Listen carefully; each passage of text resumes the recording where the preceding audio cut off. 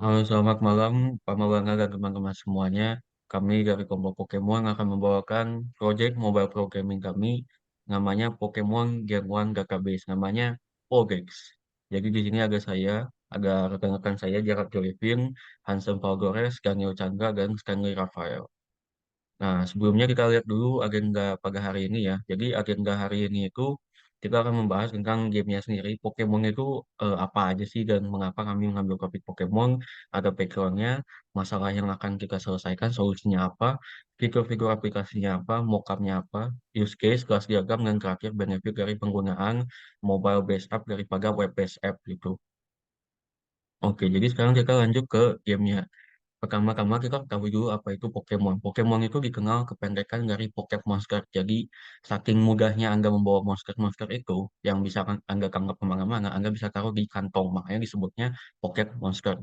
Dan Pokemon game ini udah mencapai generasi ke-9 sejak pertama kali rilis. Plus Pokemonnya itu udah sampai 1017 Pokemon. Jadi game ini benar-benar sukses dan kami tidak melihat alasan kenapa kita nggak bikin database dari game ini. Supaya kan gamenya juga banyak, peminatnya juga pasti banyak gitu. Oke, jadi gamenya itu didevelop dari tahun 1996 oleh Game Freak dan dirilis oleh Nintendo dan Pokemon Company. Pokemon game ini juga saking larisnya seperti yang saya bilang tadi sudah menjual sampai 440 juta kopi dari 27 tahun terakhir. Dan terakhir, produser dan inventor dari Pokemon ini yang namanya Satoshi Tajiri itu punya hobi dari menangkap para serangga. Makanya jadi inspirasi dari pembuatan game Pokemon. Kan Pokemon kan punya selainnya gak ada cash game, oh harus nangkap semuanya. Nah, ini juga jadi inspirasi utama dalam pembuatan Pokemon. Kita harus nangkap semuanya nih, gitu. Jadi, dimulai dari hobi kecil menjadi sebuah game, gitu.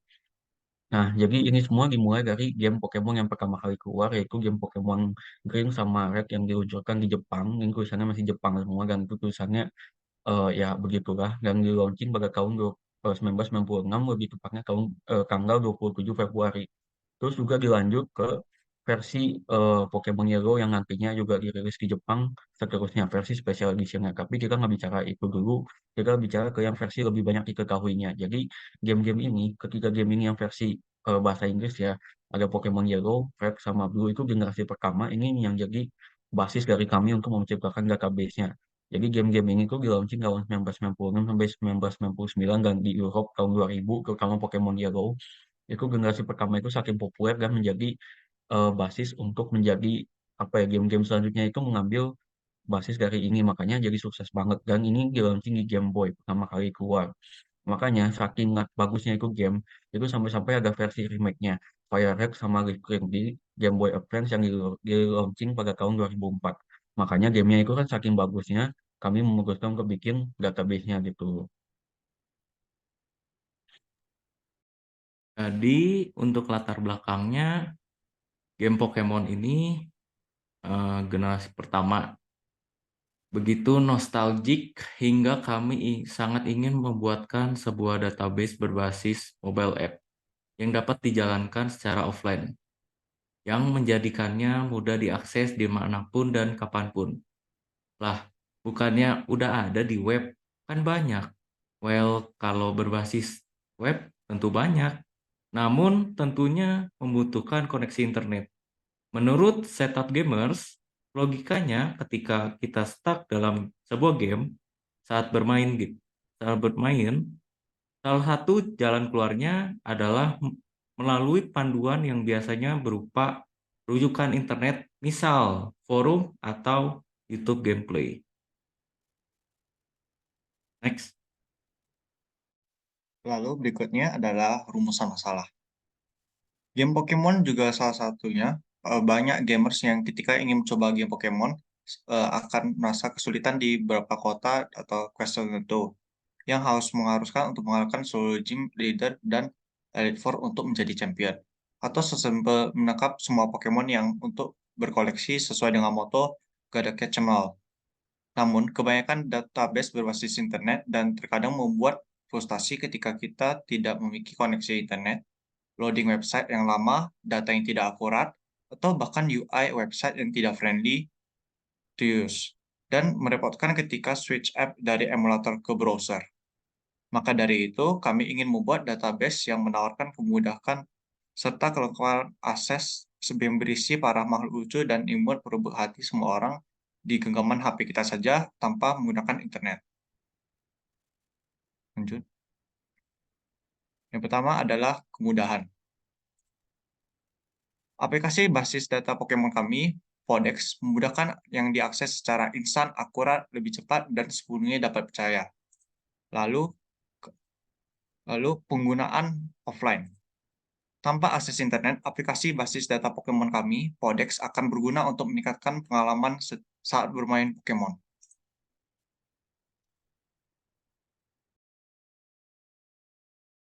Ya, selanjutnya di sini ada fitur-fitur yang ada di aplikasi kita. Nah, pertama ada fitur utamanya yaitu untuk mencari Pokemon. Lalu ada fitur kedua yaitu untuk melihat statistik Pokemonnya. Dan fitur ketiga adalah untuk visual dan suara dari Pokemonnya. Nah, di sini adalah mockup dari aplikasi kami. Nah, di sini pertama ada mockup untuk menu yang search-nya. Jadi ada menu untuk search dan ada filter juga. Lalu nanti ada tampilan list of generation-nya dan hasil yang di search-nya. Lalu di sebelah kanan juga ada tampilan lainnya untuk tampilan lengkapnya.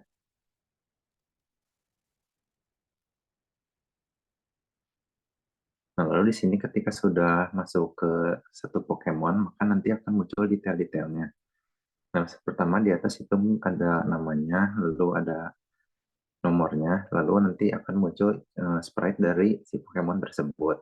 Lalu nanti ada deskripsinya, dan di paling bawah ada tombol untuk diklik agar nanti keluar suara dari Pokemonnya.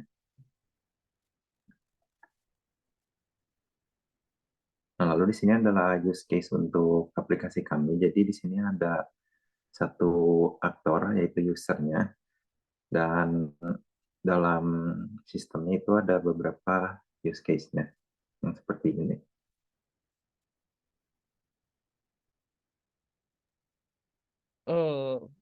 Berikut merupakan kelas diagram yang digunakan untuk aplikasi kami.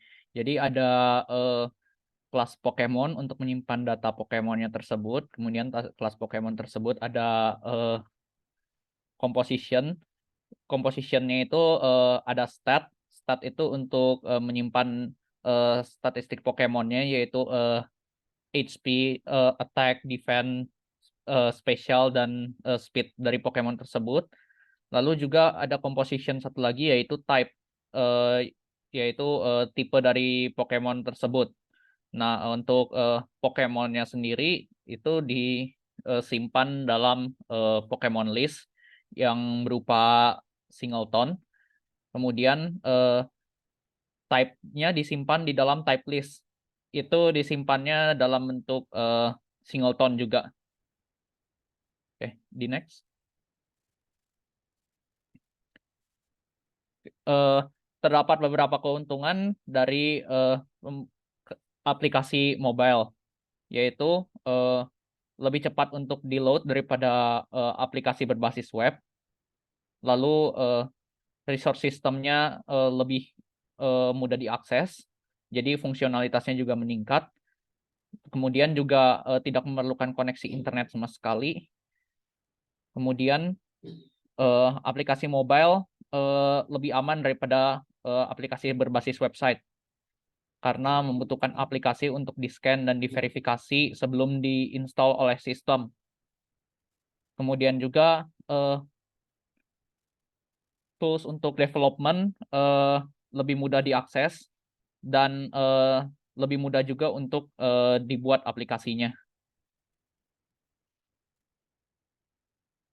Oke, berikut merupakan hasil akhirnya.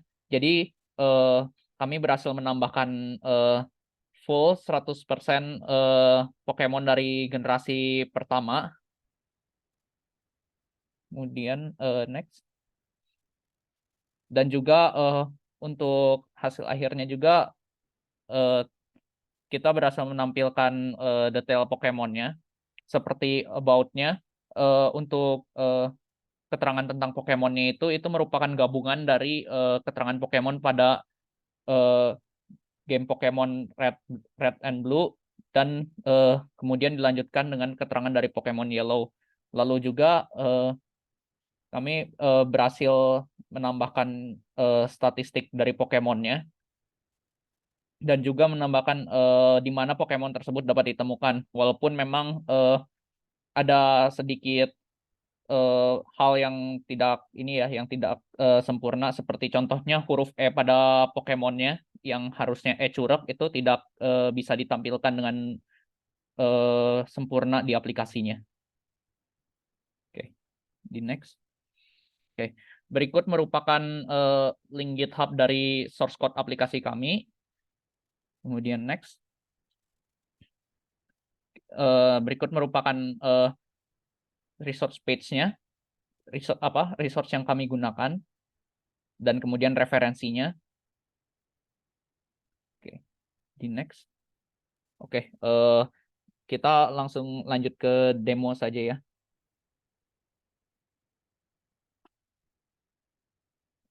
Layar.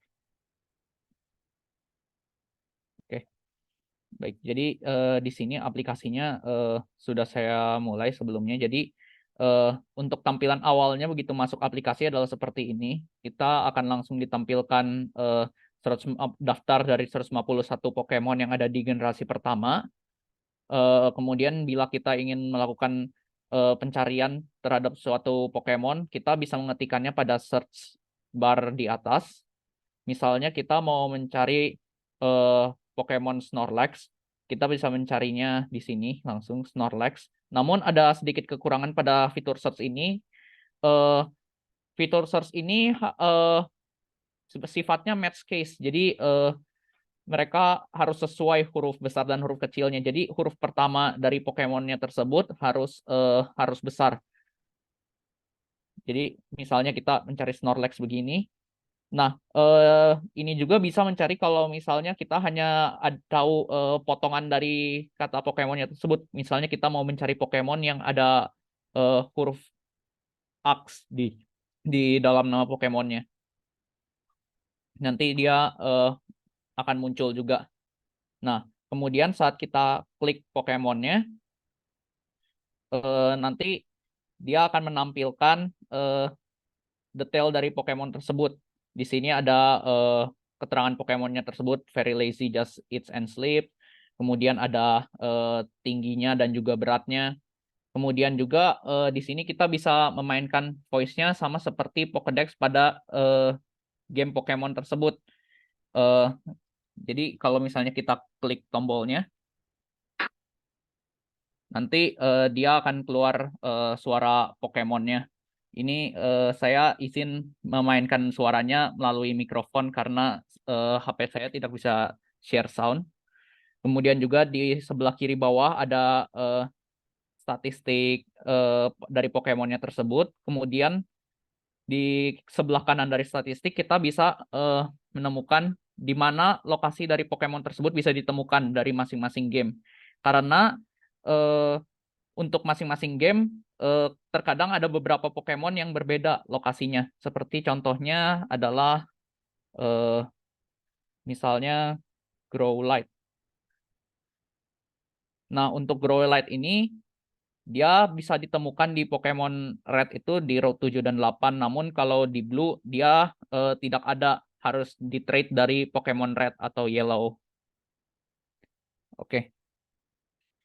Sekian demonya.